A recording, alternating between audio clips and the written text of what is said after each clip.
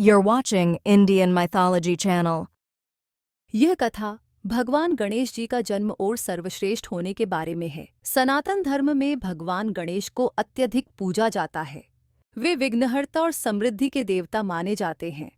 भगवान गणेश की कहानी उनके जन्म, उनके गुण और उनकी पूजा की विविधता को दर्शाती है। आइए जानते हैं भगवान गणेश की कथा। कैलाश पर्वत पर भगवान शिव और देवी पार्वती निवास करते थे। एक दिन देवी पार्वती स्नान करने की तैयारी कर रही थी। वह स्नान करने जा ही रही थी कि तभी वहां भगवान शिवजी आ जाते हैं, जिस कारण देवी पार्वती लज्जित हो जाती है। फिर देवी पार्वती अकेले में ये सोचती है कि जिस प्रकार भगवान शिव के कई गण हैं, उस प्रकार मेरा भी कोई गण होना चाहिए जो मेरी आज्ञा का पालन करे एक पुत्र की तरह। फिर देवी पार्वती अपनी हल्दी के उबटन से एक बालक का निर्माण करती है और फिर उसमें प्राण डाल देती है और उस बालक का नाम गणेश रखती है। फिर देवी पार्वती स्नान करने आ जाती है और अपने बालक गणेश को ये आदेश देती है कि जब तक मैं स्नान नहीं कर लेती तब तक कोई भी अंदर प्रवेश न करे। भगवान गणेश देवी पार्वती की आज्ञा का पालन करते हुए दरवाजे पर पहरेदार के रूप में नियुक्त हो जाते हैं। तभी भगवान शिव वहां आते हैं। भगवान गणेश शिव जी को अंदर जाने से रोक देते हैं। भगवान शिव, जो कि गणेश जी से अनजान थे, वो गणेश जी पर क्रोधित हो जाते हैं और भगवान गणेश को वहां से हटाने के लिए अपने अनुयायियों को भेजते हैं। भगवान गणेश सबको परास्त कर देते हैं, लेकिन वो वहां से नहीं हटते। अपने अनुयायियों को परास्त देखकर भगवान शिव को महाक्रोध आ जाता है और वो स्वयं भगवान गणेश जी को वहां से हटाने के लिए जाते हैं। भगवान शिव जी के क्रोधित होकर समझाने पर भी गणेश जी वहां से नहीं हटते, जिस कारण भगवान शिव अपना त्रिशूल उठा लेते हैं और भगवान शिव और गणेश जी के बीच युद्ध हो जाता है। काफी देर तक युद्ध होने के बाद अंत में भगवान शिव गणेश जी का सिर धड़ से अलग कर देते हैं।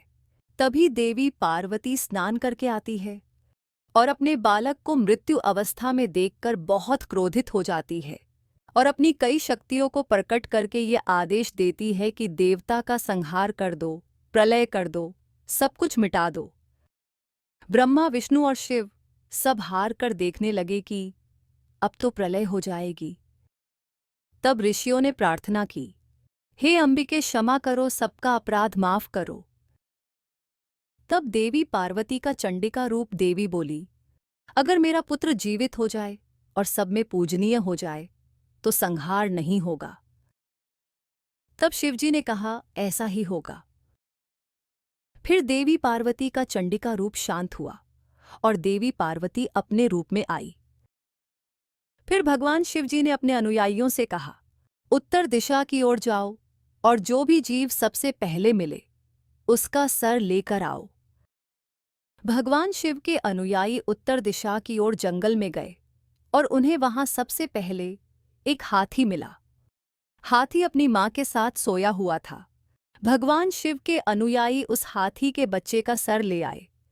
भगवान शिव ने गणेश जी के शरीर पर वह हाथी का सर लगा दिया और भगवान गणेश जी को यह वरदान दिया कि आज से तुम मेरे दूसरे पुत्र के रूप में जाने जाओगे और किसी भी पूजा या अनुष्ठान में सबसे पहले आपका ही नाम लिया जाएगा।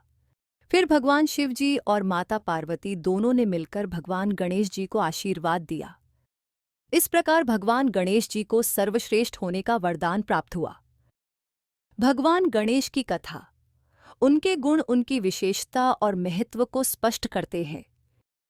वे न केवल विघ्नहर्ता है बल्कि ज्ञान, समर्पण और नई शुरुआत के देवता भी है।